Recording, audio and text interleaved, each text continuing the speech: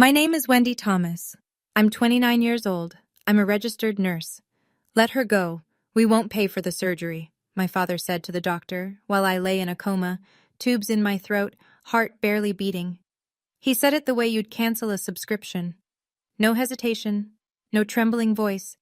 He signed the do not resuscitate order at 11:18 on a Tuesday night. Not because the doctors told him I was beyond saving, but because the billing department told him the number. That was all it took. A number. And when I woke up 3 weeks later, bruised, broken, barely able to lift my own head, I discovered that the DNR wasn't even the worst thing he'd done while I was unconscious. What I did in the next 24 hours didn't just change my life. It collapsed his, and he never saw it coming. Because he forgot one thing about me. Before I go on, please take a moment to like and subscribe, but only if you genuinely connect with this story. Now, let me take you back 7 months earlier, to the day my grandmother died and everything started to unravel. I was born with a hole in my heart, a ventricular septal defect. That's what the cardiologist called it. I was 4 years old when they opened my chest. The surgery took 11 hours. The bill took my parents 20 years to forget. Or rather, it took my mother 20 years to forget. My father never did. You know how much you cost this family, Wendy? I was 8 the first time he said it. I'd asked for new sneakers. Mine had a crack along the sole and my socks got wet every time it rained. He was sitting at the kitchen table with a stack of medical bills. He didn't look up. $214,000. That's what you cost. I didn't get the sneakers. By the time I was 12, I'd stopped asking for anything. By 15, I was babysitting 3 houses on our block to pay for my own school supplies. By 18, I signed my first student loan, alone, while my older sister Meredith packed for the state university my parents were funding in full. Nobody questioned it. Meredith got a car at 16. I rode the bus. Meredith got her tuition paid. I got a repayment plan. Meredith got birthday dinners at restaurants. I got cake from a box and a card signed by my mother only. And I accepted all of it. That's the part that's hardest to explain. I wasn't angry. I genuinely believed I owed them.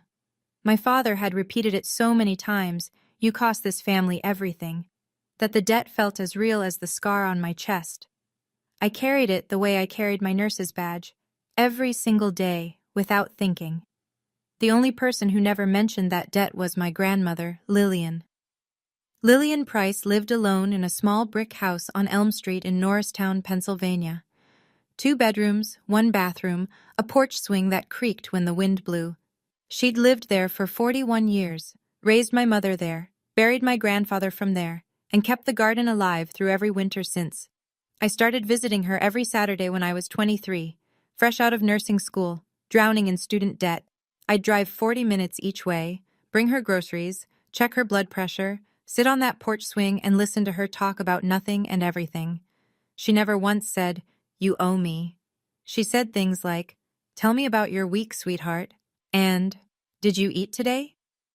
And once, near the end, her hands shaking, her voice barely above a whisper, she said something I didn't understand. "I've taken care of things for you, Wendy. When the time comes, a man named Kessler will find you." I smiled and squeezed her hand. I thought she was confused.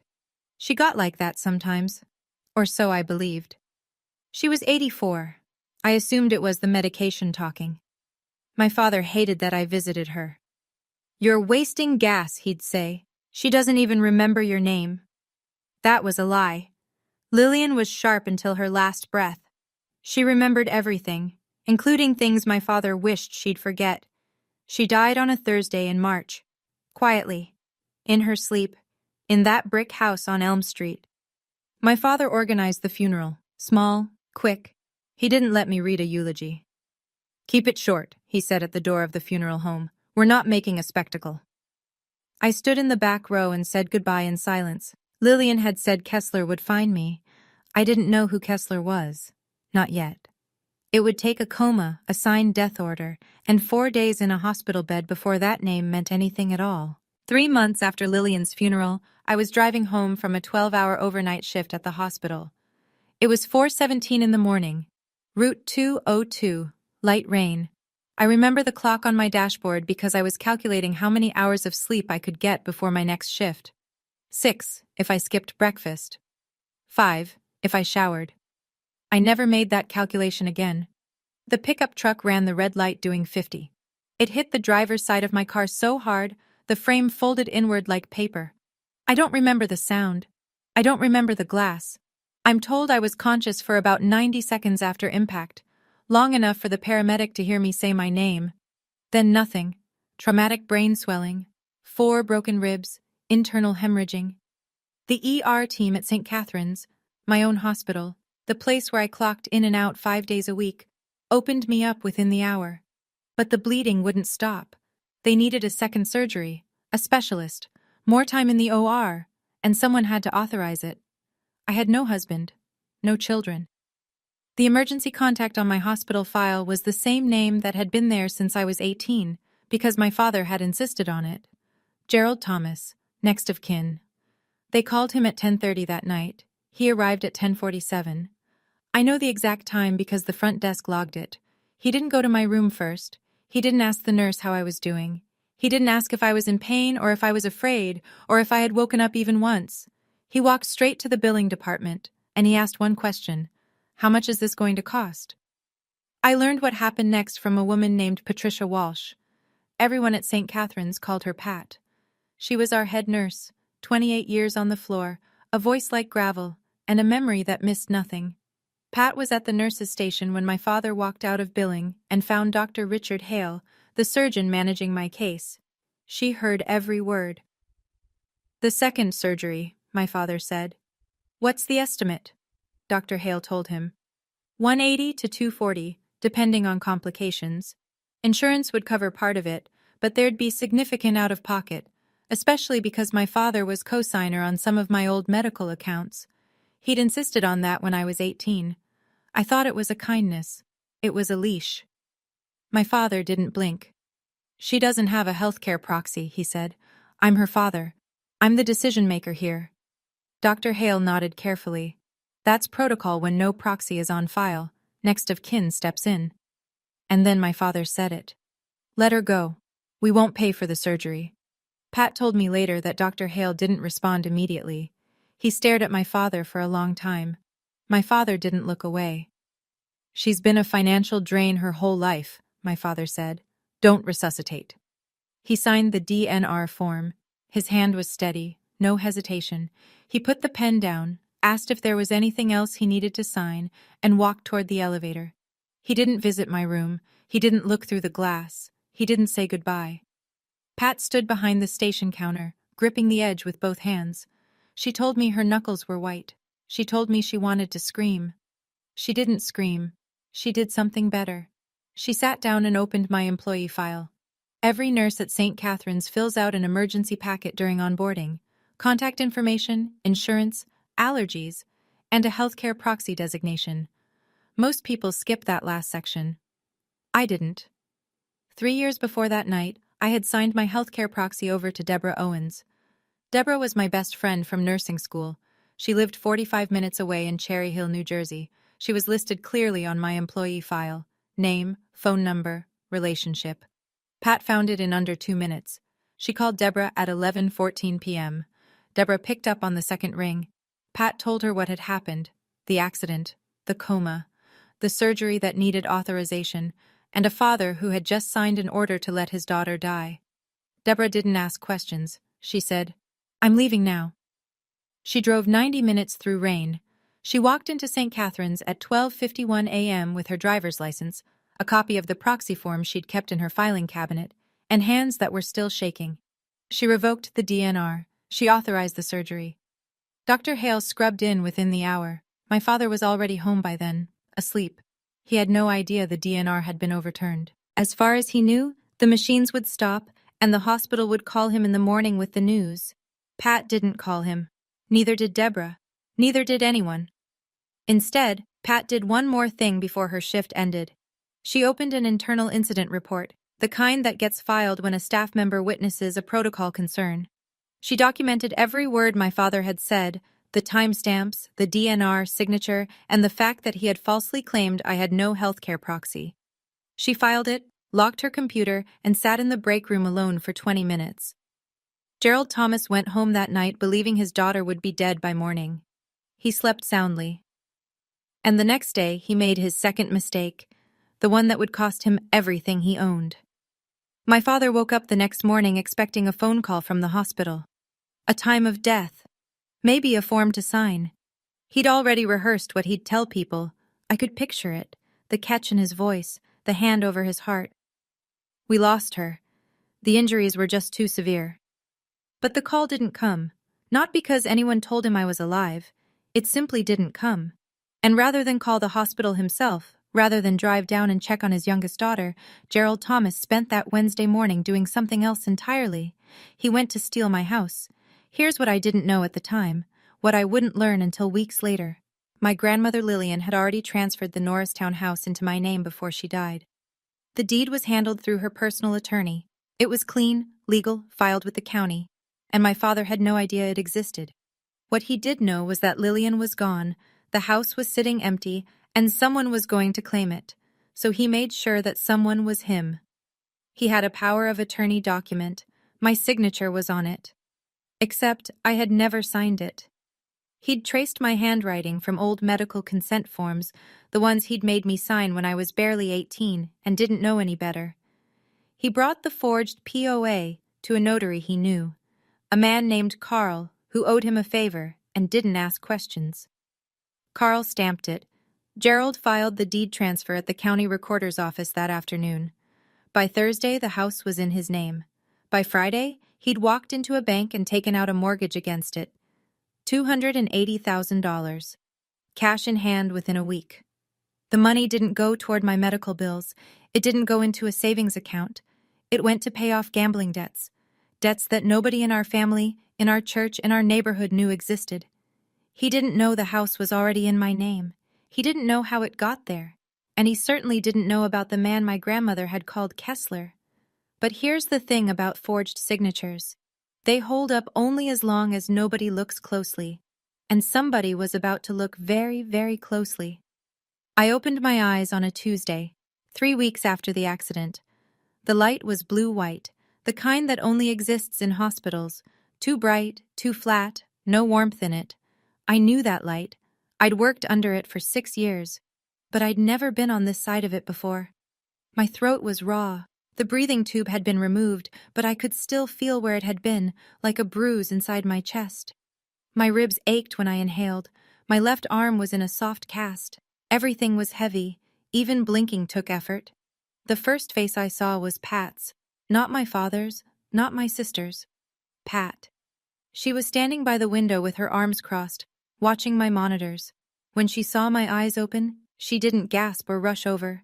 She pulled a chair to my bedside and sat down. She took my hand. Her grip was firm and warm. "You're safe," she said. "I need to tell you some things. Not now, when you're ready." I tried to speak. My voice came out cracked, barely a whisper. "How long?" 3 weeks. Surgery went well. You're going to be fine." I closed my eyes again. Not because I was tired, because I was trying to remember how I'd ended up here.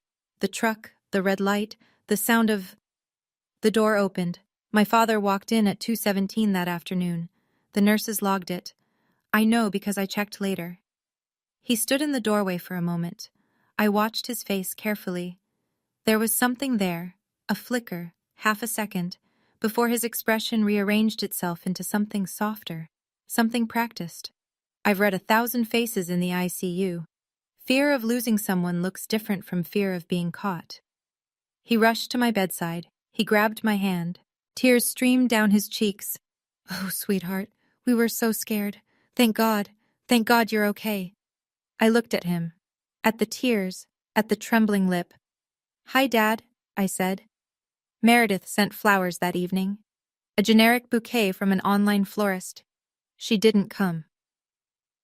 2 days later, I could sit up on my own. Pat waited until the afternoon shift change, when the hallway was quiet and the door could stay closed without anyone asking why. She pulled the same chair to my bed. She didn't sit down right away. She stood there for a moment, looking at me like she was trying to decide where to begin. "Just say it, Pat." She sat. "The night of your accident, your father came to the hospital." "I know. He told me he was here every day."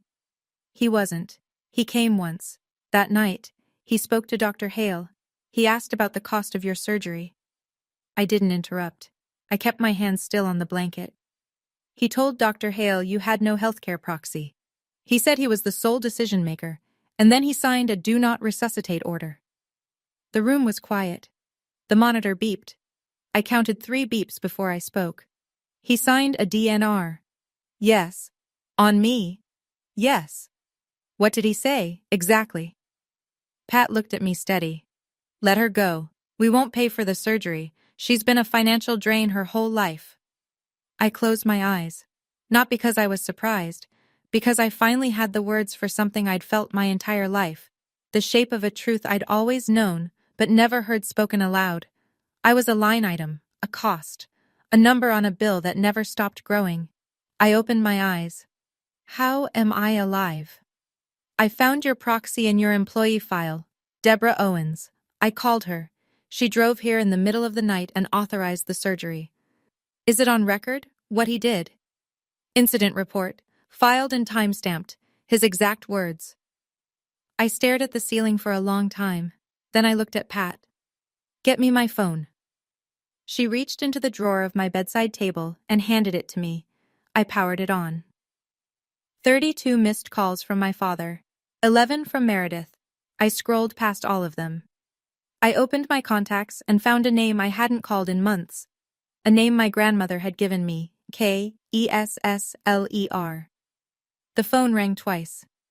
"This is Donald Kessler." The voice was calm, measured. The kind of voice that has read 10,000 documents and is surprised by none of them. "Mr. Kessler, my name is Wendy Thomas. I think my grandmother—" "Miss Thomas." He cut me off gently. "I've been trying to reach you for 4 months." I gripped the phone tighter. My ribs protested. I didn't care. He explained. Lillian Price had come to his office 2 years before she died. She sat across from his desk, sharp-eyed and clear-headed, and told him she wanted to make a will. Not through the family attorney, not through anyone her son-in-law might know, through him, privately, notarized by his own staff, sealed. The will was simple. The house on Elm Street in Norristown, to Wendy Marie Thomas. Solely. A trust account containing $85,000. To Wendy Marie Thomas. Solely. No other names. No conditions. "It was probated 5 months ago," Kessler said. "The court confirmed it. The deed transfer to your name was filed and recorded. I sent certified letters to your address. They were returned. I called your listed phone number. Someone told me you'd moved out of state and didn't want to be contacted." My father. That was my father's voice on the line, telling Kessler I was gone. "I'm in the hospital, Mr. Kessler. I was in a car accident. I've been in a coma for 3 weeks. A pause. "I'm sorry to hear that, Miss Thomas." "The house," I said. "Is it still in my name?" A longer pause. "Let me pull the current deed records. I'll call you back within the hour." I hung up and set the phone on my chest. Pat was still in the room, standing by the door. "Your grandmother told me you'd call," Kessler had said before we hung up. She said, "Wendy always comes through, just give her time." 1 hour. That's all it took for Donald Kessler to discover what my father had done, and for my plan to begin. The phone rang 53 minutes later.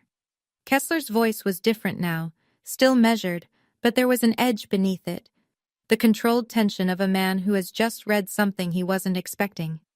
"Miss Thomas, the deed to your grandmother's property was transferred out of your name 3 weeks ago." I stared at the IV drip on my arm, counted the drops. 1, 2, 3. "Transferred to whom?" "Gerald Thomas, your father, using a power of attorney." "I never signed a power of attorney, Mr. Kessler." "I know you didn't, because I have the original deed transfer from probate, your name, notarized by my office. No POA was ever authorized by you or recorded through my firm." "So it's forged." "That is my assessment, yes. And there's more. I ran a lien search on the property. A mortgage was recorded against it 6 days ago. $280,000. The number sat in the room like a third person. I could hear Kessler breathing on the other end, waiting. He leveraged the house, I said. He did. I reached for the pen on my bedside table. My hand wasn't shaking. I don't know why. Maybe because none of this was surprising. Maybe because I'd spent 29 years learning exactly who my father was, and this was simply the final lesson. I wrote down every number Kessler gave me. The mortgage amount, the recording date, the lien holder, the notary's stamp number. Miss Thomas, do you want to press charges? Not yet. I want to see how deep this goes first.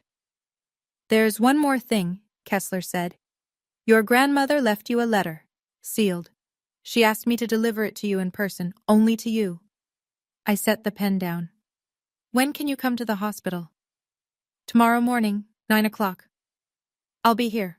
I hung up, wrote the last number down. Then I turned to Pat, who had been standing silently by the window the entire time. Pat, I said, what time did my father sign the DNR?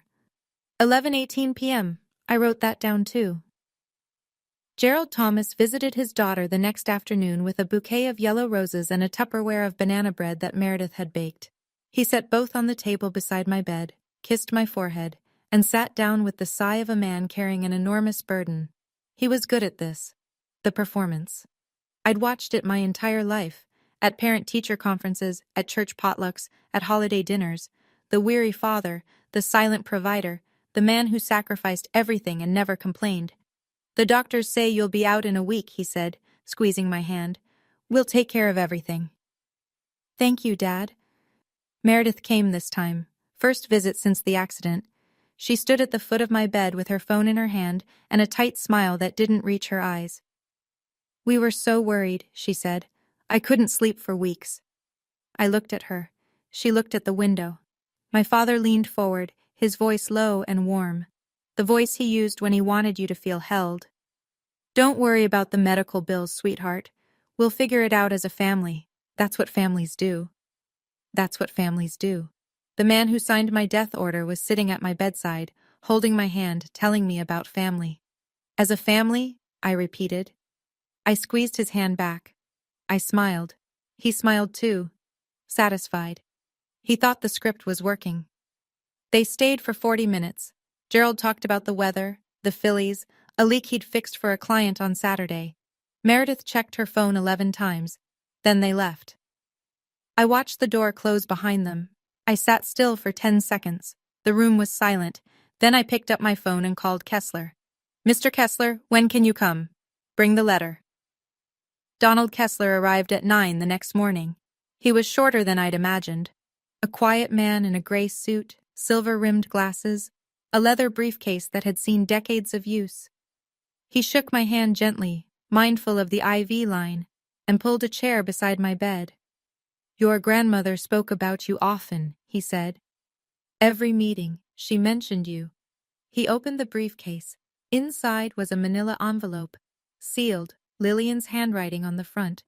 Just my name, Wendy. I broke the seal carefully. Inside was a single sheet of paper, folded twice.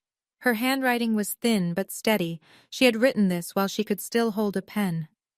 Wendy, I know your father will try to take everything. He already has over the years. My pension, my savings, things I never told you because I didn't want to break the family apart. That was my mistake. Don't make it yours. The house is yours. The money is yours. Mr. Kessler has all the paperwork. Don't let anyone take what's yours, not even your father. Especially your father. You are stronger than me, sweetheart. You always have been. I'm sorry I didn't say this while I could still hold your hand. I cried. For the first time since I'd woken up, since the accident, since Pat's words, since every cold revelation that had stacked on top of the last like bricks. I cried. Not because I was weak, because my grandmother had seen me. All of me. And she had planned for this moment the way she planned everything. Quietly, carefully, with love that didn't need applause. Kessler waited. He set a thick folder on the blanket beside me when I was ready.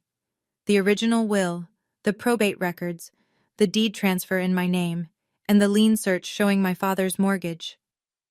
"You have everything you need," he said. "What do you want to do?" I wiped my face, sat up straighter, my ribs screamed, I didn't care. "I want to do this right. I want to do this publicly, and I want it done before Sunday." Kessler raised an eyebrow. "What's Sunday?" "Our church holds its monthly community gathering. My father's a deacon. He never misses it." Okay, I need to pause here for a second. If you're watching this and thinking, "I know exactly how this feels," or if you're sitting there wondering, "What is she going to do on Sunday?" drop a comment right now. Tell me, should she confront him publicly or handle it privately? I genuinely want to know what you'd do. Now, back to the story. 5 days after I woke up, they discharged me. I was still sore, still slow, still bruised in places I couldn't see. But I could walk, I could think, and I could make decisions, which was all that mattered. My father arrived at 10 in the morning to pick me up. He'd brought a suitcase. "You're staying with us until you recover," he said. He didn't ask. He announced it. The way he announced everything. No arguments. "That's kind of you, Dad, but Deborah's picking me up. She has a spare room." His face changed. Not dramatically. Gerald Thomas never let the mask slip far, but the corners of his mouth tightened. "You'd rather stay with a stranger than your own family?" "She's not a stranger. She's been my emergency contact for 3 years. Something moved behind his eyes. A calculation. But it didn't land. He didn't connect it to the proxy. Not yet. "Fine," he said. He picked up the suitcase he'd brought and walked out without saying goodbye. That evening, Meredith texted, "Dad's upset. You're being ungrateful, after everything he's been through." I read it. I set my phone down. I didn't respond. At Deborah's apartment, I sat at her kitchen table and called Kessler. We went over the timeline. He confirmed the filings. Court motion to void the fraudulent deed, police report for forgery, notification to the mortgage lender about the disputed title, everything ready, everything in order. "Sunday," I said. "Sunday," he agreed. That night, my father called. I almost didn't answer, but I needed to hear it. "By the way," he said, his tone casual, almost rehearsed. "Grandma Lillian's house. I've been handling the estate stuff. Don't worry about it. I'll explain when you're feeling better." He was testing me, checking the perimeter, seeing if I knew. "Okay, Dad," I said. "Thanks for taking care of it." I hung up, set the phone face down on the table. Deborah was watching me from the kitchen doorway. "How do you do that?" she asked. "How do you sound so calm?" "Practice," I said. 29 years of practice. Let me tell you about my father's church. First Grace Community Church sits on a tree-lined road in a suburb west of Philadelphia. White steeple, red brick, parking lot that fills up every Sunday by 9:45. About 120 people attend weekly.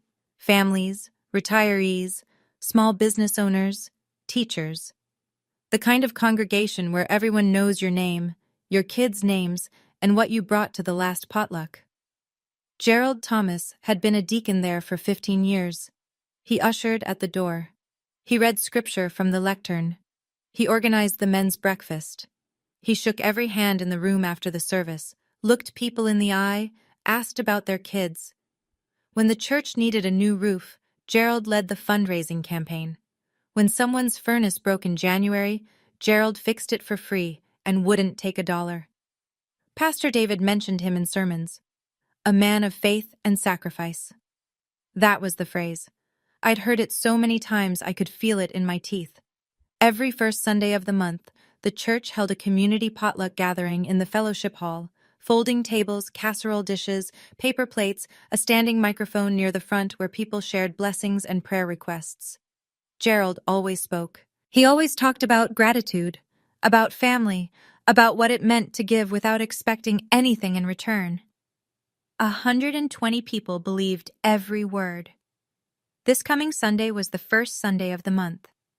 I called Kessler on Saturday evening. "Can you be there at noon?" "I'll be there at 11:30. I hung up and sat on Deborah's couch. My ribs still ached when I breathed too deeply. The bruises on my forearms had faded from purple to yellow. I could walk without wincing now, slowly but upright. I wasn't planning a scene. I was planning a conversation, but when 120 people are in the room, every conversation becomes a stage. Sunday morning, 7 a.m. I woke up before the alarm. I stood in front of Deborah's bathroom mirror and looked at myself. The bruise along my jawline was almost gone. The one under my left eye had turned a faint green. My collarbone was still sore when I lifted my arm too high. I looked like someone who'd been hit by a truck, because I had been. I put on a white button-down shirt and black slacks. Simple, clean, no jewelry except the small silver studs Lillian had given me on my 21st birthday.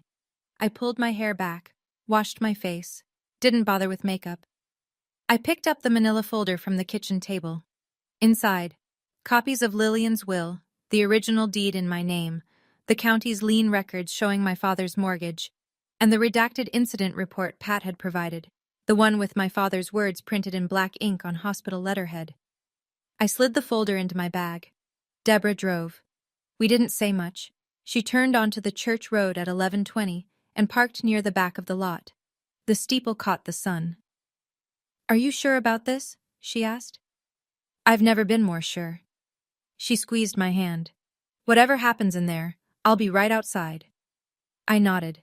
I opened the car door. Kessler was already there. I spotted him near the entrance.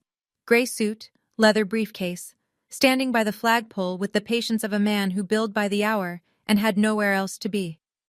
He saw me. He gave a single nod. I walked through the front doors. The service was already underway. Hymns, warm air, the smell of old carpet and coffee. I slipped into the last pew and sat down. My father was in the front row.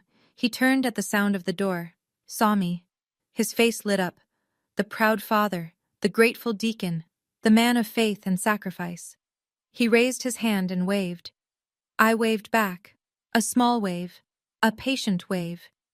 Meredith sat beside him. She glanced at me. She didn't wave. The service ended at noon.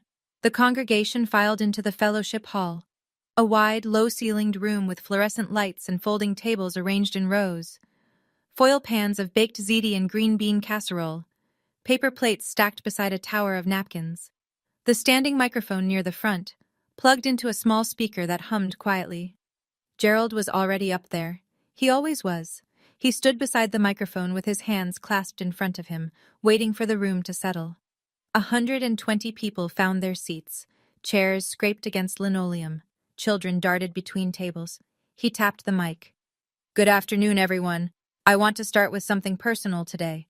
The room quieted. "As many of you know, my youngest daughter Wendy was in a serious car accident last month. She was in a coma for 3 weeks. The doctors weren't sure she'd make it." He paused. He was good at pauses. "But God is faithful. And today, Wendy is here with us." He turned and gestured toward me. I was standing near the back wall. Every head in the room turned. Applause. Warm, genuine applause. A woman in the second row pressed her hand to her heart. An elderly man nodded. "As a father," Gerald continued, his voice cracking at exactly the right moment, "there is nothing more terrifying than almost losing your child. I prayed every single night. I never left her side." I felt the words land in my chest. Not like a wound, like a key turning in a lock. I never left her side. He said that to 120 people who had no reason to doubt him. "Family is everything," he said. "That's what I've always taught my girls." He looked at me. He smiled. He opened his arms, just slightly, the universal gesture of a father expecting an embrace. I smiled back. I walked toward him.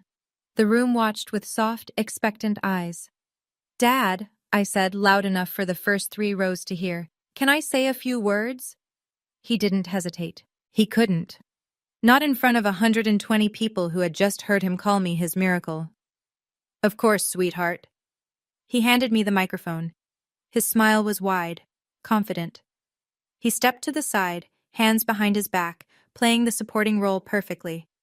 I wrapped my fingers around the mic. It was warm from his grip. I didn't look at him. I looked at the room. "Thank you all for your prayers. I'm truly grateful to be standing here. But I need to correct something my father just said." The room was still. Gerald's smile faded by 1 degree. My father didn't pray by my bedside. He was at the hospital once, the night of the accident. He didn't come to check on me. He went to the billing department first. Then he spoke to my surgeon. I could feel Gerald shifting beside me. I didn't turn. He asked how much the surgery would cost, and when they told him, he said, and these are his exact words, documented in a hospital incident report, "Let her go. We won't pay for the surgery. She's been a financial drain her whole life." Silence. Not the comfortable kind, the kind that presses against your eardrums. Then he signed a "do not resuscitate" order.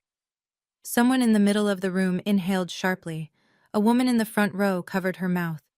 I'm alive because a colleague, a nurse at that hospital, found my healthcare proxy and called my friend in the middle of the night. My friend drove 90 minutes in the rain to authorize the surgery. Not my father, not my sister, a friend. Gerald stepped forward. "Wendy, stop. You don't know what you're—" "I'm not done, Dad. This isn't the place. You chose a church to lie. I'm choosing the same church for the truth. You're confused. The medication I have the hospital records right here." The room didn't move. Nobody reached for their water. Nobody checked their phone. 120 people were holding their breath. Gerald stopped talking. The side door of the fellowship hall opened. Donald Kessler walked in. Gray suit, leather briefcase, unhurried. He didn't look around the room for a seat. He walked directly to the front, set his briefcase on the nearest folding table, and stood beside me with the quiet authority of a man who'd done this 1,000 times. My father saw him. And for the first time in my life, the first time I can ever remember, I watched Gerald Thomas look genuinely afraid. Not angry, not offended, afraid. "This is Mr. Donald Kessler," I said into the microphone. He was my grandmother Lillian's attorney. A murmur passed through the room. Lillian's name still meant something here. She'd attended this church for 30 years. My grandmother left me her house, and her savings, in a will, notarized, probated by the court 5 months ago. I paused to let that settle. My father knew nothing about it, because my grandmother didn't trust him with it. Gerald opened his mouth, closed it. "While I was in a coma," I continued, "my father forged my signature on a power of attorney. He transferred the house into his name, and he took out a $280,000 mortgage against it." I heard a gasp. Then a dish hit the floor somewhere near the back tables. Someone's hand had gone slack. A fork clattered on linoleum. Gerald's voice came out louder now, strained. "That's a lie. Eleanor left that house to the family, not just you." Kessler opened his briefcase. He lifted a single document, the original will, and held it so the people in the front rows could see the notary seal. "I have the original will right here, Mr. Thomas." His voice was even, almost gentle. "Solely to Wendy Marie Thomas. Your name does not appear anywhere in this document." Gerald looked at Meredith. Meredith was staring at the floor. I lowered the microphone for a moment and spoke directly to my father, not whispering, not shouting, just speaking. "I'm not here to humiliate you, Dad. I'm here because you tried to let me die. And when that didn't work, you robbed me. I know. This is a lot. If this story is hitting you hard, you're not alone. Thousands of people have commented on stories like this one. If you haven't subscribed yet, now's the moment. Hit that subscribe button so you don't miss how this ends. And tell me in the comments, what would you have said to Gerald right there in front of everyone? Okay, let's keep going." Gerald turned to the room. His jaw was set. His eyes were scanning, looking for an ally, a friendly face, anyone who might still be on his side. "She's on heavy medication," he said. His voice was tight but controlled. "She doesn't know what she's saying. This is a private family matter." Nobody answered. The room was a wall of folded arms and unblinking eyes. Then a voice from the back row, a man I didn't recognize. "Then why is there a lawyer here, Gerald?" Gerald didn't answer. His eyes moved to Pastor David, who stood near the coffee table with his hands in his pockets. "Gerald," the pastor said quietly, "I think we should all hear this out." Gerald shifted. He changed tactics, the way he always did when authority failed. He softened, dropped his shoulders, let his voice break. I've sacrificed everything for this family. Wendy's medical bills nearly bankrupted us when she was a child. I did what I thought was best. I didn't raise the microphone. I just spoke from where I stood, clearly, the way you speak to a patient who's avoiding the truth. You did what was cheapest, Dad. There's a difference. You have no idea the pressure I've been under, the debts, the... He stopped. He realized what he'd almost said. His mouth closed like a door. Meredith stood up from her chair. Her face was white. Dad, stop talking. Gerald grabbed her arm. Tell them, Meredith. Tell them I was trying to protect the family. Meredith pulled free. She looked at me, then at the floor, then at the exit. I can't do this, she said. She walked toward the door, and as she passed me, close enough that only I could hear, she whispered 6 words that I'll carry for the rest of my life. I should have called Deborah myself. Then she was gone. I watched the door close behind my sister.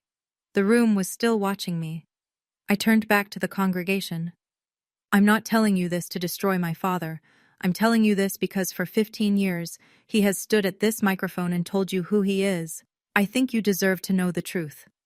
Then I turned to Gerald. He was standing with his back almost against the wall now. His hands were at his sides. The confident deacon who'd opened this gathering was gone. In his place was a man who looked smaller than I'd ever seen him. Dad, here's what's going to happen. My voice was steady. I didn't need the microphone for this part. The room was silent enough to hear a page turn. Mr. Kessler filed a motion with the county court yesterday to void the deed transfer because it's based on a forged power of attorney that I never signed. Gerald's jaw tightened. The bank that issued the mortgage has been notified that the title is disputed. The loan is frozen. His left hand began to tremble. I filed a police report on Friday. Forgery and fraud. The notary who stamped your document is named in it too. He took a half step backward. You will be required to return the full $280,000, or you will face criminal charges. Gerald's voice came out raw, almost a whisper. You'd send your own father to jail? I looked at him. Straight on. No flinch. You signed a paper to let your own daughter die.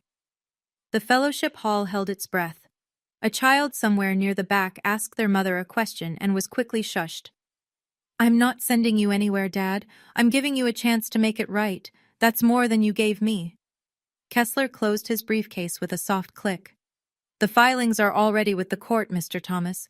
This isn't a negotiation. Gerald looked around the room one last time. I watched him do it.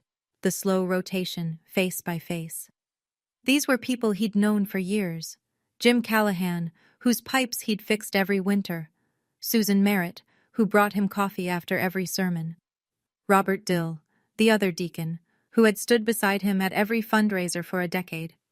They all looked back at him. None of them looked away, and none of them moved toward him. Gerald sat down, not in a chair, on the nearest folding table. He put his face in his hands. Robert walked over. He put a hand on Gerald's shoulder, firm, not tender. Gerald, I think you should leave. Gerald stood. He walked toward the door. His shoes made no sound on the linoleum. At the threshold, he turned and looked at me. His eyes were red. His mouth was open, like he wanted to say something, some final line that would land the way his speeches always landed. Nothing came out. He left. I set the microphone down on the nearest table. My hands were steady. My ribs hurt. I didn't care. I'm sorry for disrupting your Sunday, I said to the room. My grandmother Lillian loved this church. She would have wanted the truth spoken here. 2 women came forward and hugged me. A man I didn't know shook my hand without a word. Pat, who had arrived quietly before the service and had been standing near the coffee station the entire time, caught my eye from across the room and gave a single, firm nod. Then someone touched my arm, a small, weathered hand. I turned. An older woman, white hair, cardigan, glasses on a chain around her neck. I'm Doris Brennan, she said. Your grandmother and I sat together every Sunday for 20 years. I nodded. I didn't trust my voice. She told me about you, every single week. She was so proud of you, Wendy. She never stopped talking about you. I'd spent my whole life thinking I was invisible in this place, that nobody in my father's world had ever seen me. Lillian made sure that wasn't true. Within 24 hours, everything Gerald Thomas had built came apart. The bank froze the mortgage Monday morning. An attorney from the lender's fraud department called Kessler before noon. The title was flagged as disputed, the loan suspended. Gerald couldn't access the funds. He couldn't refinance. He couldn't sell. The $280,000 he'd already spent was gone, and the debt was now his alone, secured against nothing. The county court accepted Kessler's motion to void the deed transfer. Gerald was served with a summons at his home that afternoon. A process server knocked on his door at 3:15. His neighbor was getting the mail and watched the whole thing. The police opened a formal investigation into the forgery and fraud. The notary, Carl, was named in the report. By Tuesday, Carl had hired his own attorney and was cooperating with investigators. Gerald was on his own. Word traveled through the church faster than any sermon ever had. Gerald was asked to step down as deacon by a unanimous vote of the board Tuesday evening. Robert Dill called him personally. Gerald didn't argue. He didn't show up to the meeting. His plumbing clients started canceling. 3 on Monday, 5 more by Wednesday. Most of them were church members. One of them, Jim Callahan, texted him a single sentence: "Don't come to my house again." Gerald called me at 10 that night. I answered. "You destroyed me," he said. His voice was flat, emptied out. "No, Dad. You destroyed yourself. I just stopped covering for you." He hung up. He called Meredith next. She didn't pick up. One more thing surfaced that week. Kessler found it during a routine check of my records. 3 years earlier, Gerald had changed the beneficiary on my life insurance policy.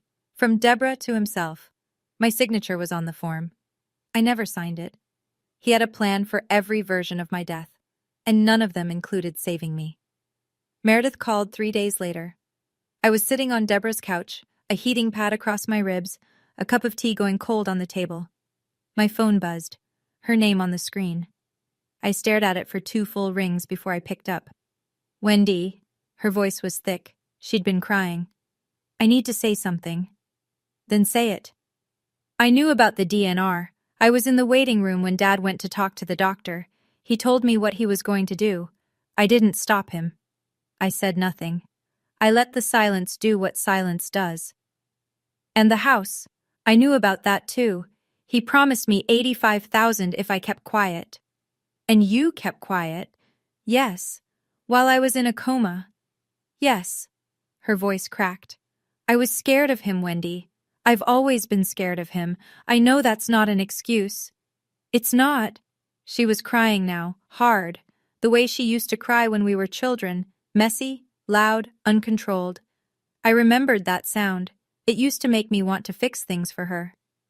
"I'm not asking you to forgive me," she said. "I know I don't deserve it." "You're right, you don't. Not right now." A long pause. I could hear her breathing. Ragged, thin. "But I'm not going to pretend you don't exist, Meredith. If you want to rebuild something, with me, not with Dad's money, you know where to find me." She didn't say anything for a while. Then quietly, "Grandma Lillian sent me a letter too." I sat up. She wrote, "I love you, Meredith, but you are too much like your father. Choose differently." The line went silent. "Did you?" I asked. "Choose differently?" She didn't answer, because we both already knew. Forgiveness isn't something I owe anyone. But the door isn't locked, it's just closed. She'll have to knock. 1 month later, the deed to Lillian's house was back in my name. The court voided the transfer on a Wednesday. Kessler called me at 10 in the morning with the ruling. I thanked him. He said, "Thank your grandmother." Then he paused and added, "She would have loved watching you in that fellowship hall." Gerald faced criminal charges, forgery in the 3rd degree, fraud, mortgage fraud. His attorney advised a plea deal, probation, full restitution, no prison time if he cooperated. Gerald accepted.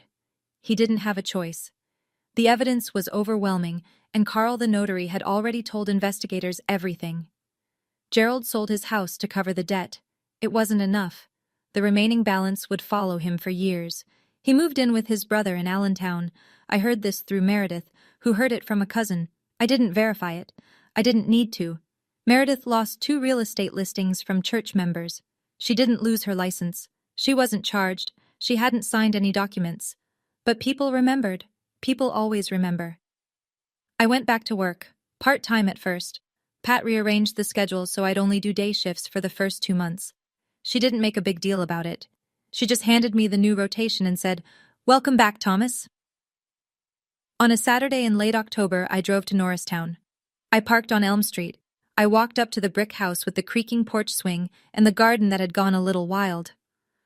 I turned the key in the front door, my key, in my door, and stepped inside. Lavender. That's what I smelled first. Lillian's lavender sachets, tucked into every drawer and closet. The scent of a woman who'd planned for everything. Her photo sat on the mantel. The 2 of us on the porch swing, squinting into the sun. I don't remember who took it.